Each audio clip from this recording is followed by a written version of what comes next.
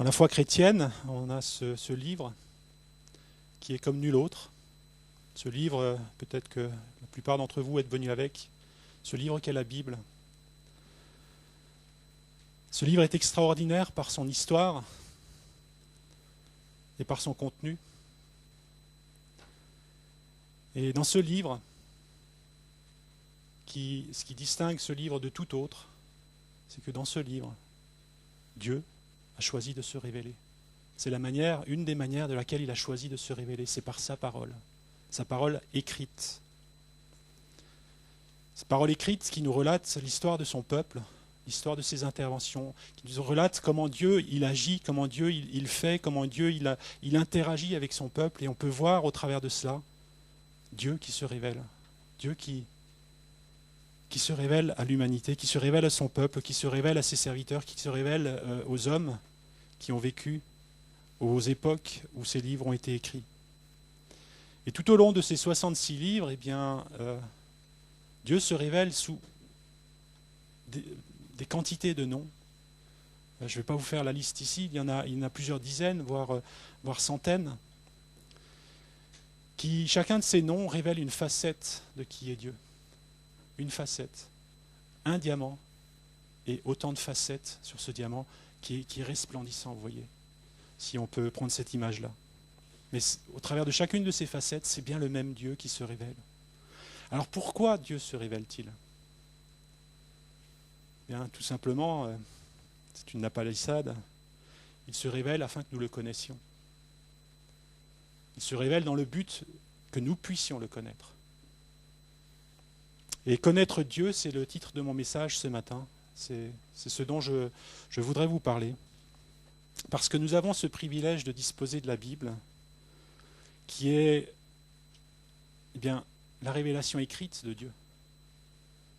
Celle qu'il a donnée de lui-même en inspirant des hommes au fil des siècles, au fil de l'histoire, pour rassembler tous ces différents livres qui constituent la Bible, qui ont été écrits sur une période très longue de temps, et qui, quand bien même il y a une diversité dans ces livres, il y a une unité. Parce que tous ces livres nous parlent du seul et du même Dieu, qui se révèle au travers de l'ensemble de l'Écriture.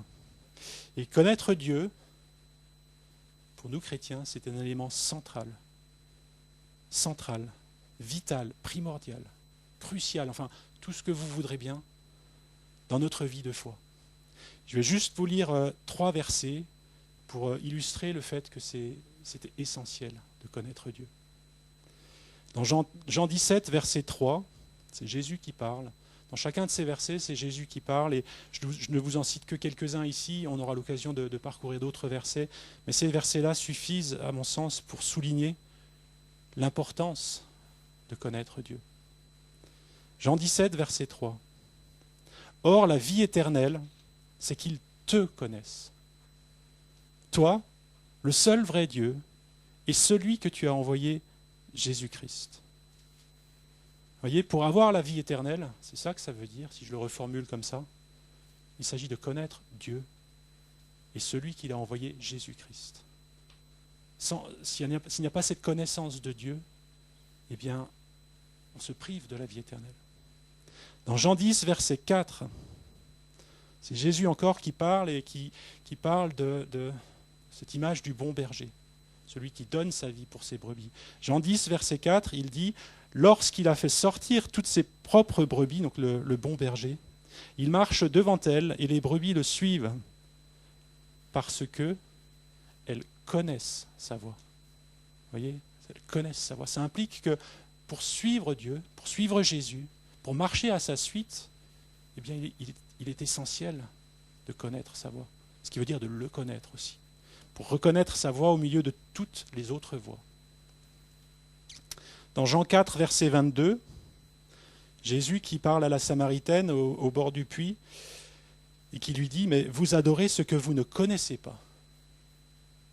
Mais nous adorons ce que nous connaissons, car le salut vient des Juifs. » Et vous voyez, c'est cette connaissance qui a un lien étroit aussi avec l'adoration. Comment adorer quelque chose qu'on ne connaît pas?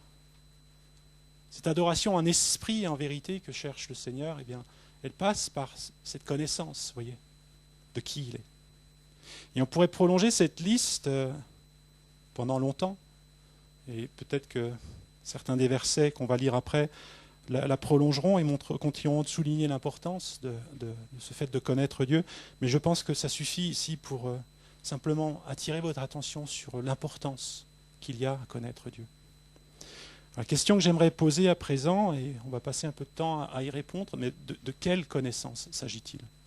De quel genre de connaissance s'agit-il? Alors en premier lieu, je souhaitais écarter tout de suite le point de vue qui consisterait à dire qu'il est possible de connaître Dieu parfaitement. Parce que cela reviendrait à ce que si on connaissait ce que l'on connaît parfaitement, c'est comme si on le maîtrisait, vous voyez, comme si on le contrôlait, comme si on était plus grand que la chose que l'on connaît parfaitement. Et dans 1 Roi 8, verset 27, la Bible nous dit « Mais quoi ? Dieu habiterait-il véritablement sur la terre ? Voici, les cieux des cieux ne peuvent le contenir. Combien moins cette maison que je t'ai bâtie ?» C'est David qui parle par rapport à la maison qu'il a construite pour l'Éternel. Les cieux des cieux ne peuvent contenir Dieu. Ce que nous pouvons imaginer de plus grand, l'univers, lorsque nous essayons de nous arrêter, essayer de saisir l'univers tout entier, aussi insaisissable soit-il, ne peut contenir Dieu dans son infinie grandeur. Alors, comment connaître Dieu qui est si grand parfaitement? Comment prétendre le connaître parfaitement? Et dans Ésaïe 55, verset 9, au cas où il restait un doute, Ésaïe nous dit « Autant les cieux sont élevés au-dessus de la terre, autant mes voix sont élevées au-dessus de vos voix et mes pensées au-dessus de vos pensées. » Vous voyez ce qui veut dire que nos pensées, elles ne peuvent atteindre qu'un certain niveau. Notre connaissance, si vous voulez, ne peut atteindre qu'un certain niveau. Mais Dieu, il est toujours plus grand que tout ce que nous pouvons connaître de lui. Il est toujours plus grand. Parce qu'il est Dieu, tout simplement. Donc la grandeur de Dieu ne peut pas être contenue dans rien de ce que nous pourrions construire, bâtir, échafauder. Et ses pensées resteront toujours au-dessus de nos pensées. Ça, c'est une réalité avec laquelle il nous faut bien être en contact, sinon il ne serait plus Dieu. Voyez. Et en voulant connaître Dieu, je veux dire de manière parfaite, ou en prétendant pouvoir le connaître de manière parfaite, eh bien on risque fort bien, et vous pouvez sans doute enlever risquer, on va se bâtir un faux Dieu. À la manière des Israélites qui, lorsqu'ils sont sortis d'Égypte, eh bien, ils se sont construits ce veau d'or et ils se sont dit, c'est lui Dieu. Quelque chose qu'ils pouvaient maîtriser, quelque chose qui les rassurait, quelque chose qu'ils pouvaient contrôler, vous voyez, mais Dieu, on ne peut pas le maîtriser, on ne peut pas le contrôler. Dieu, il est Dieu.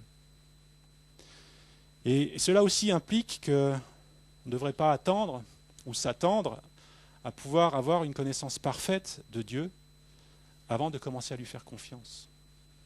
Parce qu'on risque fort bien d'attendre bien longtemps, trop longtemps.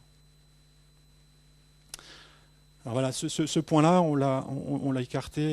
Et j'aimerais à présent, à travers d'une anecdote, poser cette question, mais est-ce que cette connaissance, est-ce que c'est une connaissance théorique que Dieu veut que nous ayons de lui? Et dans le monde dans lequel nous vivons, en particulier en Occident, eh bien, il y a cette propension à penser que, vous voyez, enfin, on distingue ce qui est de l'ordre de l'intellect, de tout ce qui est corps, âme, enfin, et on pense que le vrai savoir, c'est celui de l'intelligence, assez facilement, de l'intelligence. On met cette intelligence en avant, cette intelligence qui est capable de conceptualiser des choses, de comprendre des choses abstraites, de modéliser des choses, tout ce que vous voulez. Mais cette intelligence, est-ce que c'est ça la vraie connaissance? Et pour répondre à cette question, j'aimerais tout simplement vous lire cette anecdote. Je ne me rappelle plus où je l'avais entendue, peut-être qu'elle a déjà été dite ici, mais je vais vous la redire. Donc, il y a quelques années, au cours d'un dîner offert en son honneur, un acteur connu accepta la demande d'un des invités de déclamer un poème dont il laissa le choix à l'assistance. Un monsieur âgé exprima le désir d'entendre réciter le psaume 23. On en a entendu parler ce matin du psaume 23 déjà. L'artiste, visiblement surpris, posa une condition. Je veux bien réciter ce psaume, mais à une condition, que vous le récitiez vous-même après moi. L'acteur commença à déclamer le psaume de David. La diction était parfaite. L'audition, sous le charme, ponctua d'applaudissements la fin de la récitation. Le calme revenu, le vieux monsieur enchaîna. Sa voix était tremblante. Quand il eut terminé, il n'y eut pas d'applaudissements, mais plusieurs invités essuyèrent des larmes. L'artiste s'approcha alors du vieillard pour lui dire « J'ai charmé les oreilles, vous avez touché les cœurs. Pourquoi cela ?» Et la réponse « Je connais le psaume 23, mais vous connaissez le berger. » Vous voyez la différence ? Et c'est de cette différence-là qu'il s'agit. Cette connaissance qui ne connaît que les mots, qui ne connaît que le texte, mais sans connaître celui qui en est l'auteur, elle se prive de l'essentiel. Elle se prive de l'essentiel. Et cette anecdote illustre qu'il est possible de savoir les choses qui sont écrites dans la parole de Dieu. De savoir les choses, mais de les savoir, vous savez, de cette connaissance. Cette connaissance qui ne connaît pas l'auteur. Celui qui a choisi de se révéler au travers de la Bible. Celui qui veut se faire connaître. Celui que justement, qui désire que nous puissions avoir cette relation, cette connaissance de cœur à cœur. Pas juste la parole, mais celui qui en est l'auteur. Il ne faut pas dissocier les deux. Vous voyez, cette connaissance qui sait réciter, qui connaît parfaitement le texte, et qui passe à côté de l'essentiel, qui passe à côté de celui qui en est l'auteur, l'inspirateur. Et il y a cette autre connaissance, qui au contraire, c'est ce que l'artiste découvre, cette autre connaissance qui connaît l'auteur, et ce qui fait une différence profonde dans la vie de celui qui connaît Dieu, et qui peut faire une différence profonde dans la vie de ceux qui sont autour et qui ne connaissent pas encore Dieu. Le problème du type de connaissance qu'avait l'artiste, c'est la Bible qui nous le dit, c'est que dans 1 Corinthiens 8, verset 1, c'est que cette connaissance-là, elle enfle. Vous voyez, elle gonfle. Elle enfle comme, vous voyez, vous mettez un peu de levain dans de la pâte, et ça gonfle. Il y a plein d'air qui se met dedans. Il y a du vide. C'est creux. La connaissance enfle, mais la charité édifie. Et cette forme de connaissance dont il est question ici dans 1 Corinthiens 8, verset 1, et qui va un peu avec l'illustration que je vous donne, c'est le mot grec qui est utilisé. Alors on va faire un petit peu de grec ce matin. Vous me pardonnerez. Donc le mot grec qui est utilisé, c'est le mot gnosis, qui implique cette connaissance qui concerne que l'intelligence. Cette connaissance-là, elle a ce risque d'enfler, si on reste cantonné à cette connaissance-là. Elle peut enfler, mais au-dedans, il y a quelque chose qui reste vide et creux. Enfin, pensez à ces bulles d'air qui se forment dans le pain. J'aime bien évidemment les bulles d'air dans le pain, mais quand, pour la connaissance, c'est un peu plus gênant. Alors la question, mais c'est de quelle connaissance s'agit-il dans les passages que je vous ai lus tout à l'heure? Le Nouveau Testament, qui est écrit en grec, c'est pour ça que je vais faire un tout petit peu de grec ce matin, utilise plusieurs mots pour décrire cette connaissance.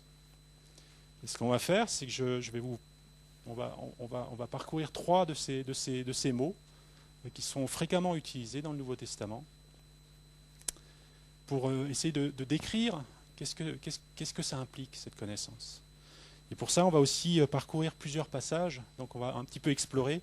Et j'étais vraiment surpris lorsque j'ai commencé à creuser cette question de à quel point c'est présent, à quel point c'est omniprésent, et à quel point il y a des nuances tellement importantes dans cette forme de connaissance qui, parfois, on se trompe parce que nous, en Occident, vous voyez, on théorise tout. Et on passe à côté de cette relation. Et on croit savoir, parce que, vous voyez, mais il y a une connaissance qui est futile. Cette même connaissance qu'avaient les scribes et les pharisiens, ils savaient des choses, mais ils les savaient, vous voyez, avec leur intelligence seulement. Et cette forme de connaissance-là, qui est un peu à l'image de l'acteur qui récita le psaume 23, cette forme de connaissance-là, malheureusement, elle est très insuffisante pour vivre une véritable vie chrétienne. Alors, quels sont les mots que le Nouveau Testament utilise à la place de... Enfin, il y a gnosis, je vous l'ai déjà cité, celui-ci. Et dans d'autres contextes, il n'a pas nécessairement la connotation négative que je vous ai citée ici, mais c'est pour juste appuyer le point de cette connaissance par l'intelligence seulement qui est insuffisante. Quand bien même l'intelligence, la Bible ne s'oppose pas à l'intelligence, comprenez bien. Mais la connaissance de Dieu par l'intelligence, celle-ci, elle est insuffisante. Alors le premier des termes utilisés, et que je vous ai lu tout à l'heure dans Jean 17, verset 3, « Or la vie éternelle, c'est qu'ils te connaissent ». Le mot utilisé ici, c'est le verbe ginosko en grec. On va faire que 3 mots en grec, donc on ne va pas aller très très loin, vous n'allez pas ressortir expert en grec, mais bon, vous aurez 3 mots de plus à votre dictionnaire. Ginosko. Alors ce mot-là, il signifie avoir une compréhension, une connaissance qui n'est pas seulement intellectuelle, vous voyez, mais une connaissance qui est intime et qui est basée sur l'expérience personnelle. Et cette connaissance, dans le terme utilisé ginosko, c'est une connaissance qui reste limitée et imparfaite. Donc pour illustrer cette dimension d'intimité associée au verbe ginosko, c'est un verbe qui à l'époque, était aussi utilisé pour parler de l'union d'un homme et d'une femme, vous voyez. Relation maritale dans le couple. C'est ce terme-là, connaître, vous voyez. Et ce terme ginosko est utilisé donc par Jésus dans le verset que je vous ai lu. Connaître, or la vie éternelle, c'est qu'ils te connaissent. Et donc, en se souvenant que cette connaissance, elle est imparfaite, elle est partielle, combien c'est vrai, à la lumière de ce que je vous ai déjà dit. Connaître Jésus, ça ne veut pas dire le connaître parfaitement. Mais il y a ce début de connaissance. Ce début de connaissance qui ne se cantonne pas simplement à l'intelligence, mais qui touche des aspects bien plus vastes de notre être, parce qu'il y a quelque chose d'expérience personnelle, il y a une relation personnelle qui est engagée dans cette connaissance-là, vous voyez. Ce n'est pas juste quelque chose qui reste abstrait, c'est quelque chose qui est vivant. Et ce verbe qui est utilisé pour parler de « Or la vie éternelle, c'est qu'ils te connaissent », c'est que notre connaissance de Jésus, elle est limitée, quelle qu'en soit la profondeur, quel que soit le stade où nous sommes sur ce chemin de connaître Jésus. Certains le connaissent peut-être plus en profondeur que d'autres, mais quel que soit le stade où nous en sommes, cette connaissance, elle reste partielle. Dans Éphésiens 3, versets 14 à 19, toujours ce même verbe, on va lire ce passage. C'est une prière de Paul en faveur de l'Église, et Paul priait beaucoup pour l'Église primitive. Et c'est ce qui, sans doute, est un des éléments qui fait que l'Église primitive a connu une telle croissance. Mais regardez ce pourquoi Paul prie dans cette prière. À cause de cela, je fléchis les genoux devant le Père, duquel tire son nom toute famille dans les cieux et sur la terre, afin qu'il vous donne, selon la richesse de sa gloire, d'être puissamment fortifié par son esprit dans l'homme intérieur. En sorte que Christ habite dans vos cœurs par la foi, afin qu'étant enracinés et fondés dans l'amour, vous puissiez comprendre avec tous les saints quelle est la largeur, la longueur, la profondeur et la hauteur.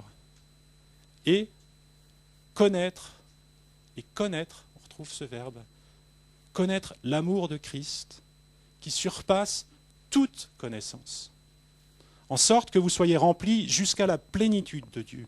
Et connaître l'amour de Christ, c'est ce verbe ginosko, qui surpasse toute connaissance. Le mot connaissance, cette connaissance qui est surpassée, c'est gnosis, le terme que je vous ai utilisé tout à l'heure. Vous voyez, ça introduit cette nuance déjà entre ces deux mots.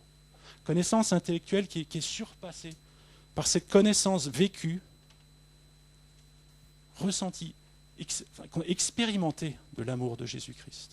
Quand bien même cet amour de Jésus-Christ, on ne l'a expérimenté que partiellement, puisque cette connaissance, elle n'est que partielle, vous voyez. Mais il y a toutes ces dimensions qui sont à vivre, à connaître de l'amour de Jésus-Christ, de Jésus-Christ dans cette connaissance. Et la question est la suivante, c'est quel est le genre de connaissance que j'ai de Christ? Vous voyez, si je m'arrête là, est-ce que c'est gnosis ou est-ce que c'est ginosko, de l'amour de Jésus-Christ? Est-ce que c'est une connaissance qui reste abstraite, théorique, un peu désincarnée, ou est-ce que c'est une connaissance de Jésus vivant, le Dieu vivant, avec cette relation, vous voyez, où on vit des choses dans cette relation. Ce n'est pas quelque chose d'abstrait, un concept avec qui on ne peut avoir aucune relation. Jésus il est Dieu, il est vivant, et on peut avoir une relation vivante avec lui. Et cette connaissance, vous voyez, n'est plus la même, parce que cette expérience de la relation avec lui, elle nous apporte une dimension de connaissance qui est bien plus profonde que cette connaissance qui reste abstraite et qui reste étrangère à nos vies. Et qui peut-être peut nous influencer, cette connaissance abstraite, mais elle n'a pas le pouvoir de nous transformer. Il y a cet autre terme qui est utilisé pour parler de connaissance, qui est le terme épignosko. Alors ce terme-là, il traduit un degré de connaissance, je dirais, plus fort que ginosko. Ginosko, si vous voulez, c'est quelque chose, c'est un peu le début, quelque chose qu'on peut vivre avec Jésus. Mais épiginosko, c'est quelque chose qui implique quelque chose de plus complet, mais qui implique toujours quelque chose de vécu, d'expérimental, si vous voulez, quelque chose qui ne reste pas abstrait. C'est quelque chose qui fait partie de nos vies. Quelque chose d'incarné en nous. Pas quelque chose qui reste, vous voyez, lointain, distant, une vague idée. Et épiginosko, ça introduit ce degré de connaissance plus complet et qui implique d'être vraiment familier avec ce que l'on connaît. Cette familiarité dans le sens, oui, je connais parce que, voilà, comme quelqu'un qu'on voit tous les jours, avec qui on passe du temps, on apprend à le connaître, on le découvre de plus en plus profondément, vous voyez. Quelqu'un qu'on croise une fois de temps en temps, on peut savoir des choses sur lui, mais quelqu'un avec qui on passe beaucoup plus de temps, on finit par le connaître bien mieux. Et il y a ce côté familier, vous voyez, dans épiginosko. Dans Éphésiens 1, versets 16 à 17, toujours Paul, qui, vous voyez, priait pour l'Église. Et tout à l'heure, je vous ai indiqué, l'une des prières qu'il faisait, c'est que l'Église puisse connaître, ginosko, l'amour de Jésus-Christ qui surpasse toute connaissance gnosis. Là, le même Paul, par rapport à épignosko, dans Éphésiens 1, 16, 17, eh bien, voilà ce qu'il dit. « Je ne cesse de rendre grâce pour vous, faisant mention de vous dans mes prières, afin que le Dieu de notre Seigneur Jésus-Christ, le Père de gloire, vous donne un esprit de sagesse et de révélation dans sa connaissance. » Et dans sa connaissance ici, c'est le nom qui dérive du verbe épignosko que je vous ai dit, que je vous ai décrit. Donc c'est une connaissance plus précise que ginosko. Et on voit dans ce passage, j'aimerais souligner ça, c'est fondamental, le rôle du Saint-Esprit dans le fait de pouvoir connaître. Et ce qui veut dire que cette connaissance-là, ce n'est pas une connaissance qu'on peut acquérir par nous-mêmes. C'est une connaissance qui nécessite l'intervention, l'aide, le support du Saint-Esprit. Celui qui atteste en nous les choses, qui atteste en nous que nous sommes enfants de Dieu, qui crie en nous « Abba, Père », et qui nous fait vivre les dimensions profondes de qui est Dieu. Celui qui sonde les profondeurs de Dieu pour nous les faire connaître. On a besoin du Saint-Esprit. Il est indispensable pour connaître véritablement Dieu. Sinon, on est un peu comme le scientifique, vous voyez, qui dissèque quelque chose sous son microscope et qui le prend, et dès qu'il le prend, il est obligé de tuer la chose qu'il a prise pour la disséquer, pour l'analyser. Et à partir du moment où on essaie d'analyser avec notre intelligence, ce qu'on analyse, ça meurt, vous voyez ce que je veux dire? Il n'y a plus la vie. Mais là, c'est cette connaissance vivante. Et donc il y a cette importance primordiale du Saint-Esprit pour ouvrir nos yeux, pour nous permettre d'accéder à cette connaissance véritable de Dieu, afin que nous l'adorions en esprit et en vérité. Vous voyez ? Que nous adorions celui que nous connaissons. Dans Colossiens 3, versets 9 à 10, toujours Paul qui écrit, et ici on va soulever quelque chose qui va un peu plus loin encore. Dans Colossiens 3, versets 9 à 10, il dit « Ne mentez pas les uns aux autres, vous étant dépouillés du vieil homme et de ses œuvres, et ayant revêtu l'homme nouveau, qui se renouvelle. » Alors écoutez bien, il se renouvelle comment, l'homme nouveau? Il se renouvelle dans la connaissance, le mot épignosis toujours. Il se renouvelle dans la connaissance selon l'image de celui qui l'a créé. Vous voyez que cette connaissance-là, elle a le pouvoir de renouveler notre homme, notre nature, de nous changer, de nous transformer. Ce n'est pas juste quelque chose, vous voyez, ce concept où je sais, ça c'est la Bible. Non, parce que savoir ça, si ça reste uniquement cantonné dans notre tête, ça ne va pas avoir le pouvoir de nous transformer. Mais cette connaissance, vous voyez, qui connaît Dieu, l'auteur, et qui saisit que c'est l'auteur qui me parle, l'auteur de la Bible. Et là, ça change, vous voyez, ça donne une profondeur. Et il ne faut pas jamais oublier qui est celui qui a écrit la Bible. Sans quoi nous risquons de passer à côté de l'essentiel. Et c'est cette connaissance-là qui renouvelle notre être, notre homme, et qui nous permet de renouveler cet homme nouveau. Qui le renouvelle comment? Selon l'image de celui qui l'a créé. Et ça veut dire que ça nous rend de plus en plus conformes à Jésus-Christ. Nous sommes transformés de gloire en gloire à son image. Nous qui le contemplons, vous voyez, contemplons, ça veut dire, c'est une façon de le regarder. Il est au centre de notre attention pour le connaître. Nous le contemplons pour le connaître. Nous qui le contemplons, le visage découvert. Et cette connaissance qui renouvelle, qui nous transforme.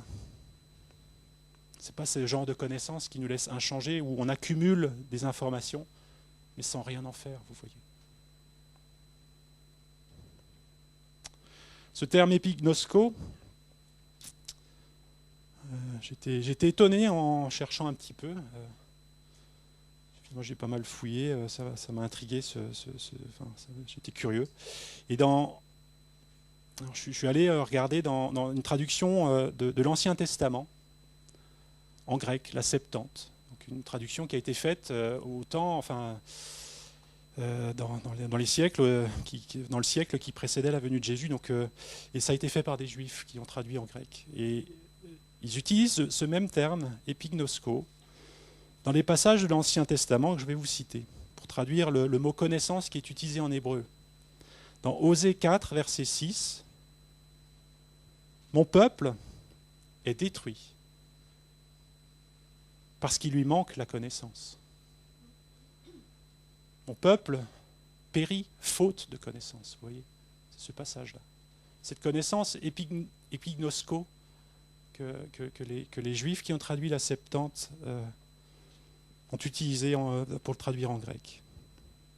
Et ce qui souligne, si besoin était encore, l'importance de connaître Dieu, mais de le connaître pas n'importe comment, de le connaître ici épignosko. Et c'est cette prière que Paul faisait pour l'Église, que l'Église puisse connaître épignosko, Dieu. Parce que là, avec cette connaissance-là, l'Église est fermement enracinée sur quelque chose de solide, dans cette relation vivante, dans cette connaissance de qui est Dieu, qui va les garder, vous voyez, qui garde nos cœurs et nos pensées en lui. Et par rapport à cette idée de faire fausse route, faute de connaissance, dans le Nouveau Testament. On le voit dans Romains 10, des versets 1 et 2.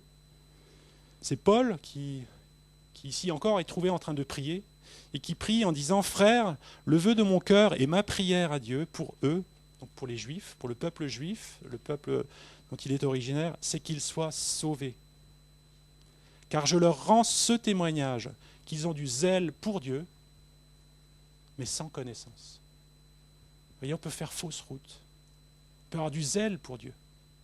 Mais ce zèle fait fausse route, au point que Paul, ici, écoutez bien, il prie pour que ces mêmes gens qui ont du zèle pour Dieu soient sauvés. C'est-à-dire que faute de connaissance, ils ne sont même pas sauvés. C'est à quel point c'est vital de connaître Dieu, pas n'importe comment.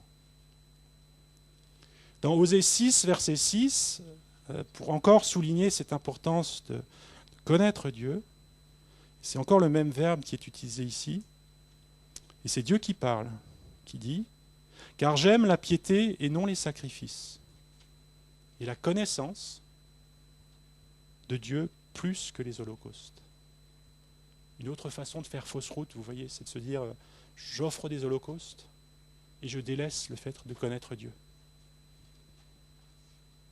Et si facilement on est enclin à faire des sacrifices, si vous voyez, en pensant que c'est suffisant. Mais Dieu, ça ne le satisfait pas.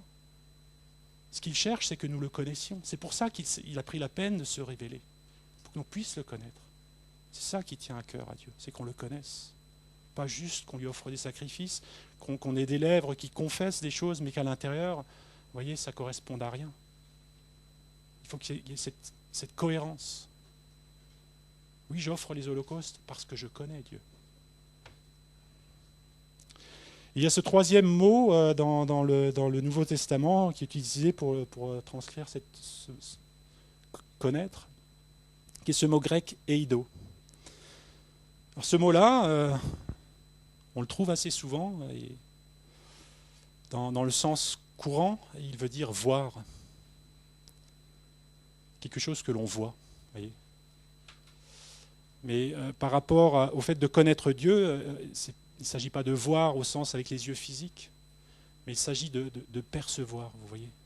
De percevoir, et ça implique ce côté intuition qui ne relève pas de la raison, mais cette intuition qui perçoit qui est Dieu, qui s'en approprie, et qui vit les choses qui relèvent de qui est Dieu, comme s'il les voyait, vous voyez, mais sans les voir. Il y a ce côté où ça devient réel dans nos vies. Et dans cette forme de connaissance, vous voyez, ça relève de l'intuition, comme je le disais, et qui perçoit non pas avec les sens, mais qui perçoit avec les yeux de l'esprit. Et c'est ce terme qu'utilise Jésus, par exemple, lorsque, dans Jean 10, verset 4, que je vous ai lu, il dit par rapport au berger, qu'il fait sortir toutes ses brebis, qu'il marche devant elles et que les brebis le suivent parce qu'elles connaissent sa voix. C'est-à-dire que spirituellement, elles arrivent à discerner dans leur être intérieur, à percevoir la voix du bon berger. Cette perception-là, elle échappe au rationnel. On peut pas l'expliquer rationnellement. Voyez. On perçoit que c'est là la vérité. On perçoit que c'est là le chemin. On perçoit que c'est là qu'est la vie. Et on marche parce qu'on a cette perception, cette conviction qui nous est donnée. Ce même verbe, Jésus l'utilise aussi.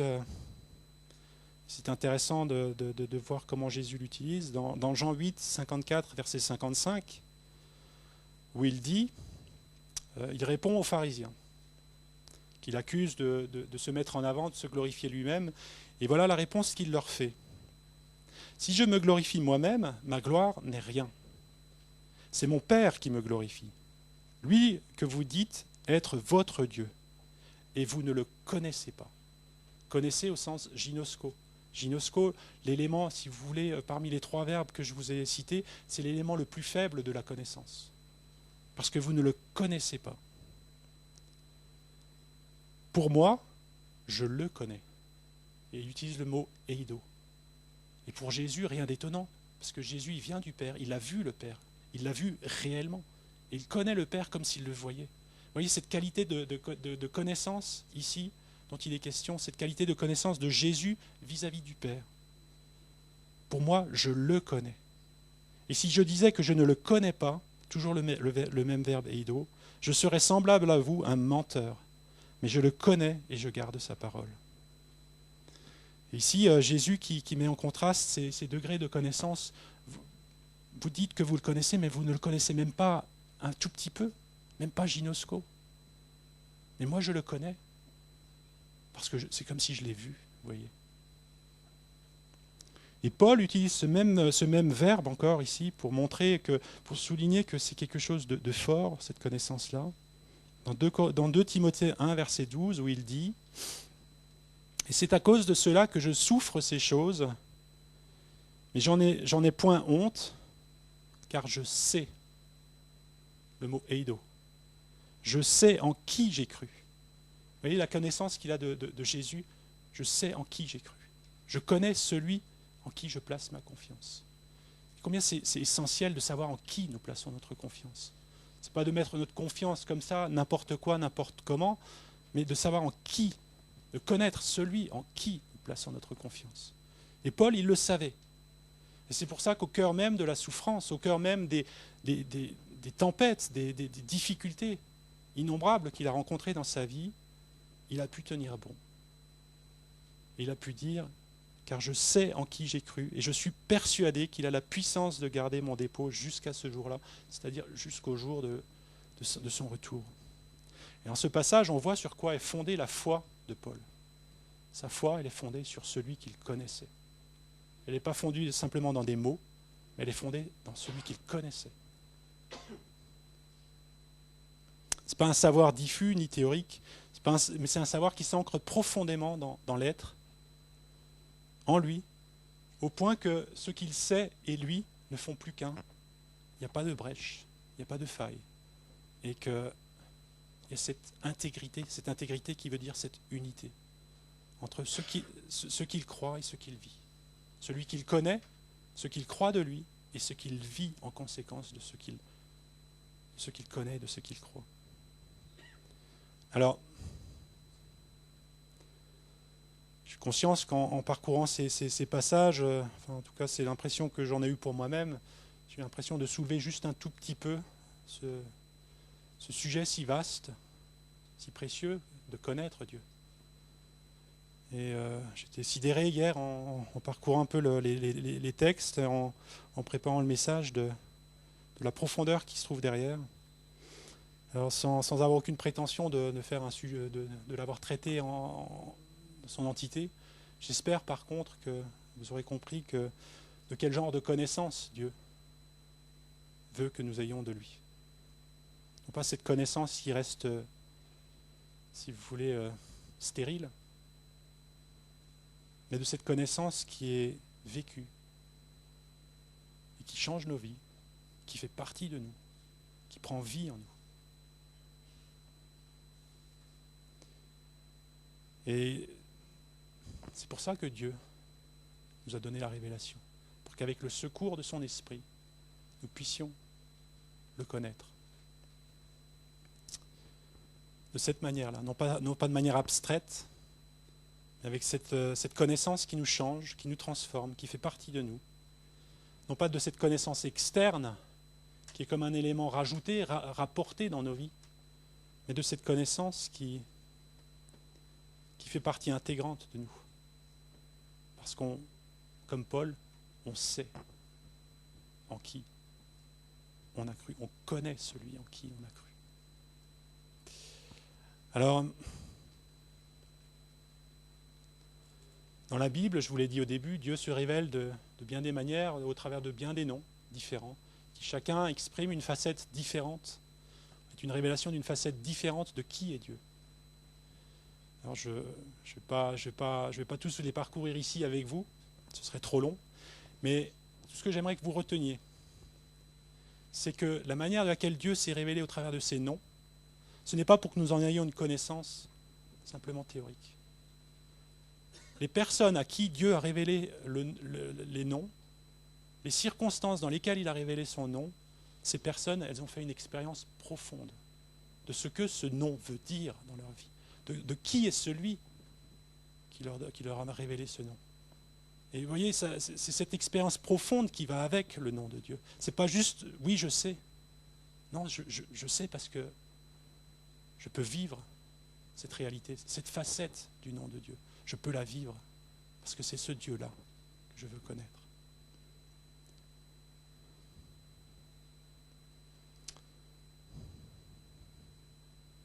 Et c'est souvent dans des situations éprouvantes, difficiles, qui étaient des défis, où Dieu a manifesté une nouvelle facette de son nom, tout au long de l'histoire de son peuple. Et vous pourrez lire chaque fois que Dieu a manifesté une facette de son nom et qu'il a révélé quelque chose de qui il est, ça correspondait à un besoin. Ça correspondait à une situation particulière. Ça correspondait à quelque chose de particulier dans la vie de celui ou de ceux à qui Dieu l'a révélé.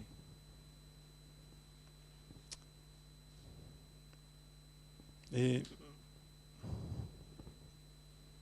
pour Abraham, lorsque Dieu s'est révélé comme Yahvé Jiré, par exemple, l'Éternel qui pourvoit, vous pouvez juste mesurer la situation extrême dans laquelle ça s'est fait.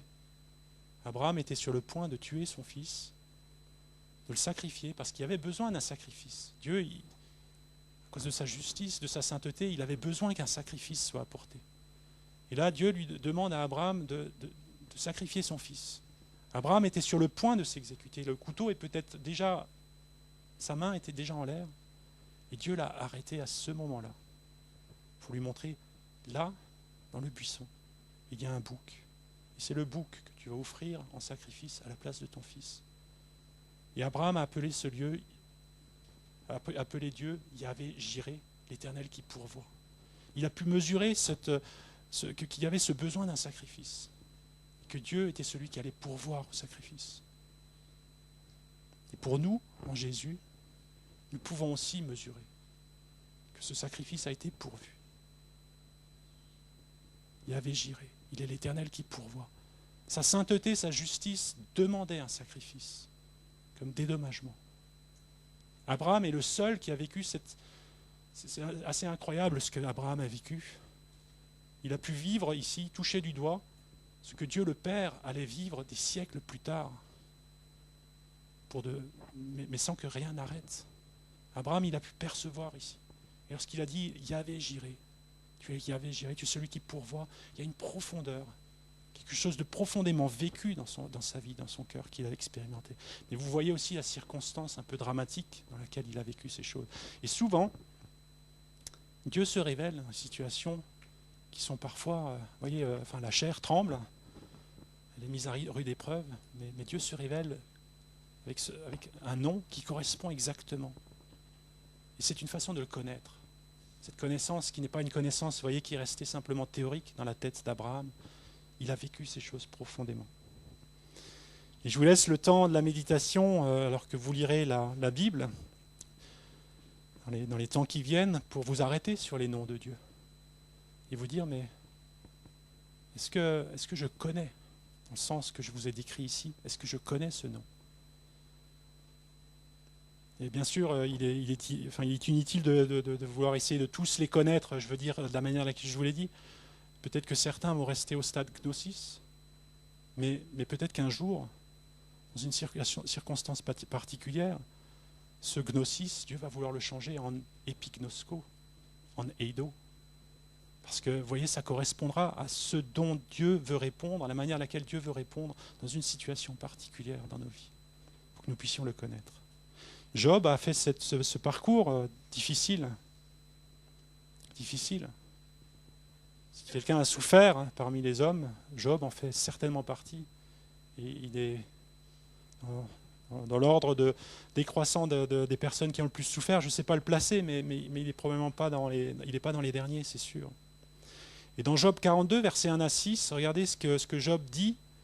Et juste pour illustrer le fait que, vous voyez, Dieu peut utiliser des circonstances parfois adverses dans nos vies pour se révéler, pour que nous puissions le connaître. Job dit dans Job 42, versets 1 à 6, il répond à l'Éternel, « Je reconnais que tu peux tout et qu'aucune réflexion n'est inaccessible pour toi. Qui est celui qui assombrit mes desseins par ses propos dénués de connaissance? Vous voyez ce mot connaissance qui revient.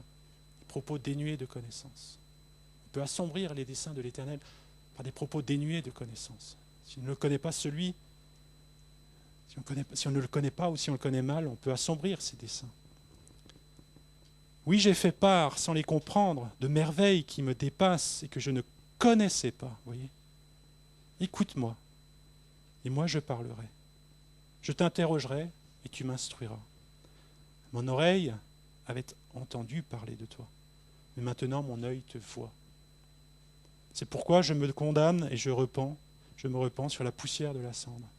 Vous voyez, mon oreille avait entendu une forme de connaissance. Et à la fin de l'épreuve que Dieu a permise, dans un but, Job peut dire, maintenant mon œil te voit. Cette connaissance qui n'est plus la même. Et Dieu utilise les circonstances de nos vies pour que nous puissions le connaître mieux, pour que nous puissions le connaître pour qui il est. Et j'aimerais rajouter, sans développer tous les noms, j'aimerais souligner simplement 3 noms en complément, m'arrêter sur 3 noms, et bien sûr il y a tous les autres. Le nom Yahvé. Dans Genèse 2, verset 4, Dieu se révèle sous le nom Yahvé, le tétragramme. Dès le début de la Bible, ce nom qui dérive du verbe être, et qui signifie à la fois la manière dans laquelle il est écrit, dans le temps dans lequel il est écrit, je suis celui que je suis, j'étais qui j'étais, et je serai qui je serai. Et combien c'est précieux de savoir que Dieu, il est celui qui est, qui sera, qui était. Et dans nos circonstances, dans les temps que nous traversons, dans les épreuves, dans les difficultés, de savoir qu'il est là. Savoir qu'il est là. Et de le vivre, de l'expérimenter, pas juste de le savoir, vous voyez, je fais toujours ce même geste, mais vous l'avez compris, mais de le savoir profondément.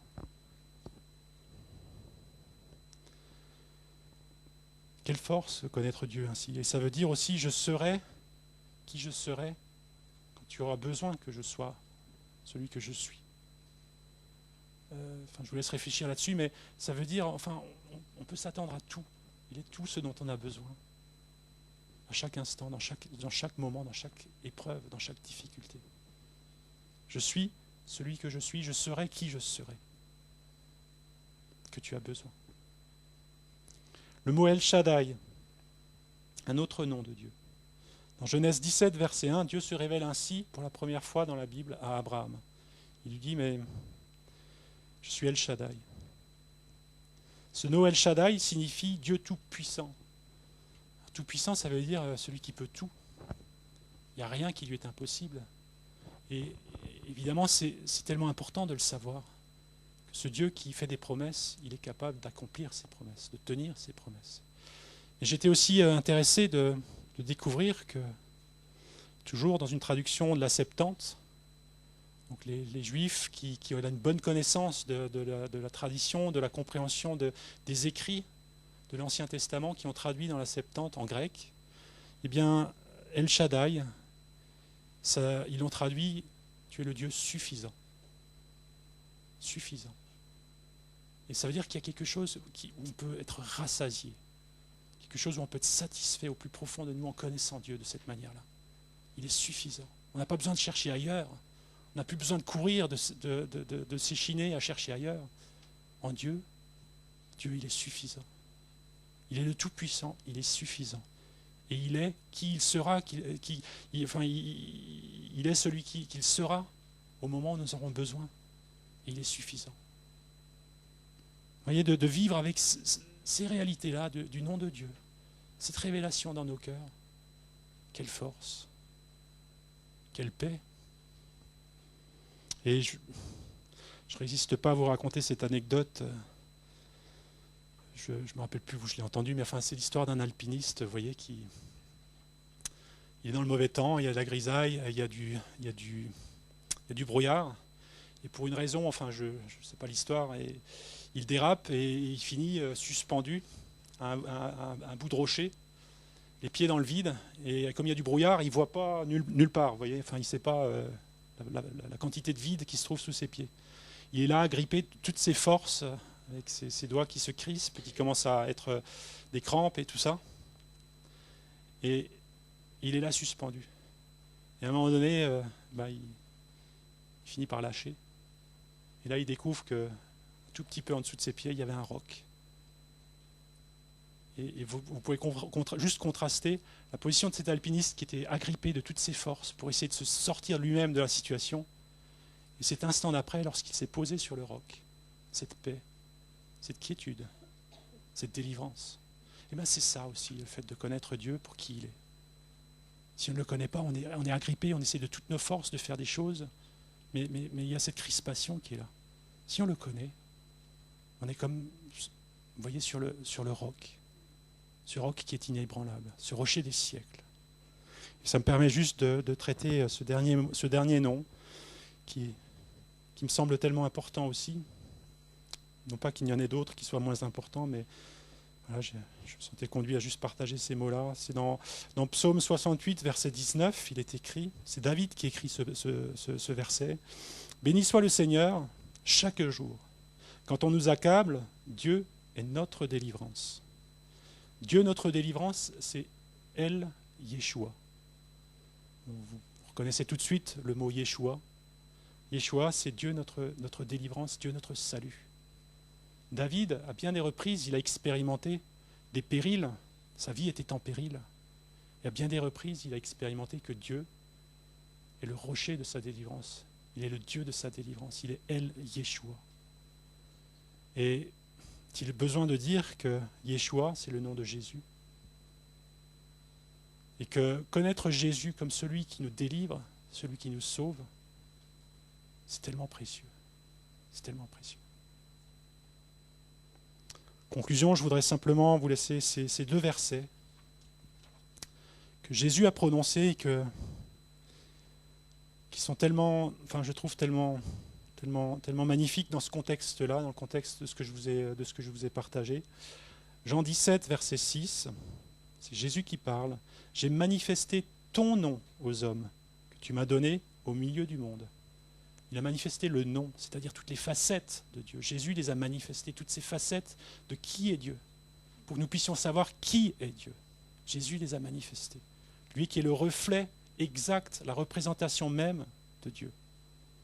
Et dans Jean 17, verset 26, il dit « Je leur ai fait connaître ton nom, et je le leur ferai connaître, afin que l'amour dont tu m'as aimé soit en eux, et que moi je sois en eux. » Non seulement il a fait connaître, au travers de son temps ici-bas, il nous a révélé toutes les facettes de Dieu.